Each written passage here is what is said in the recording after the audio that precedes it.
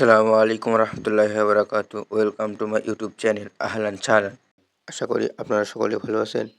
আপনাদের দোয়া ও ভালোবাসায় আল্লাহ সুবহানাহু ওয়া তাআলার অশেষ রহমতে আলহামদুলিল্লাহ আমিও ভালো আছি। তো হাতে বানটি কাঁধে ওষুধের ঢুক। তো আজ দিব হলো ধানের ওষুধ। তো আগের জাতে যেগুলো ধান ছিল ওগুলো ধানে ওষুধ দেওয়া লাগবে না, বা ওগুলো ধান কাটবো আগামীকাল। ইনশাল্লাহ এই ধানটা আগামীকাল কাটবো। এবার যেগুলো একটু নমলা মানে কয়েকদিন পরে লাগাইছি ওগুলো ধানে একটু ওষুধ দিব। সব ধান আমাদের পড়ে গেছে, মানে ঝড়ের কারণে, বৃষ্টির কারণে সব ধান পড়ে যাওয়ার কারণে ওষুধ একটু দিব। যেগুলো ধান একটু পরে কাটা লাগবে, কারণ যেগুলো নমলা এগুলো তো এখন কাটতে পারবো না।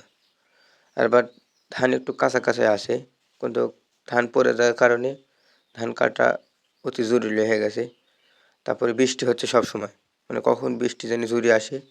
দেখেন বিলেতে পানি জমে গেছে, মানে একটু জোরে পানি এলে মানে ধানের ভেতরে পানি উঠে দেবে। তো এখানে ধান কাটবো ইনশাল্লাহ আগামীকাল।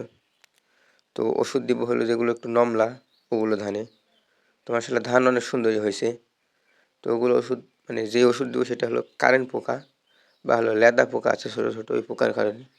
মানে কারেন্ট পোকা এমন একটা পোকা, মানে এই পোকাটা ধানের জমিতে বা যে কোনো আবাদে লাগলে একদিনের ভিতরে শেষ করতে পারে, এত ভয়াবহ পোকা।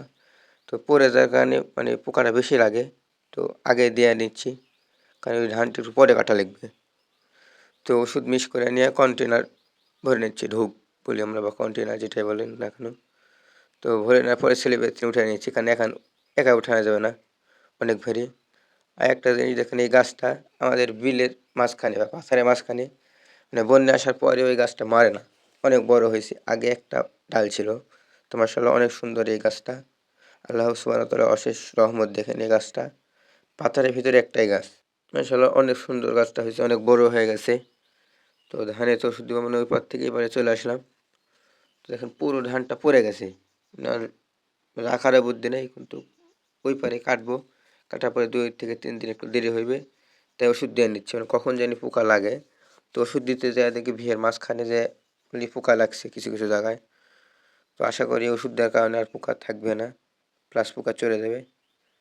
আর জমিতে কাদাও আছে, মানে শুকায়নি। আর হলো বৃষ্টি হতে আছে, মানে প্রায় দিনই বৃষ্টি হচ্ছে।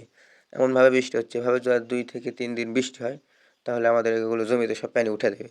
আর আমাদের বিল থেকে পানি এভাবে নেমে যাওয়ার কোনো প্রসেস নেই, মানে জলাশয় বিল বলা যায় আমাদের, মানে আবদ্ধ বিল, সরি। মানে পানি যে কোন দিক দিয়ে নেমে যাবে বিল থেকে এই প্রসেস নেই, মানে সবসময় পানি বাঁধাই থাকে।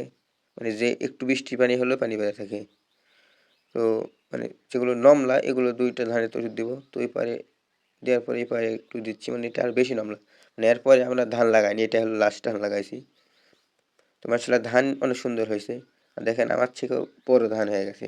মাশাআল্লাহ অনেক সুন্দর ধান হয়েছে। আর ধান দেখেন আমার থেকেও বড় হয়ে গেছে। আর সকলে আমার জন্য দোয়া করবেন।